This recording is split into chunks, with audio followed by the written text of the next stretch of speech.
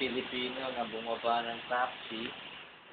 Bumaba siya doon sa tapat ng kanyang tinitirang apartment. Ito sa kabila. Ginagawang bagong paupahan. Sana mura ang upang bahay.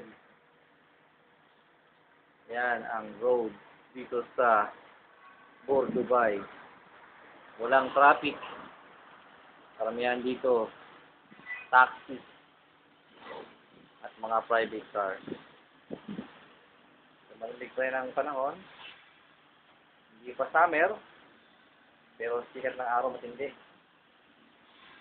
Daw. Walang traffic. Daming kotse nakapark.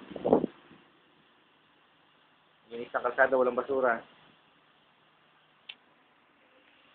Sa ating kwarto.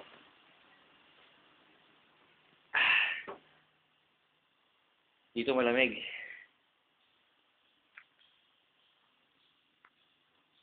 Aircon. So, yun lang yan.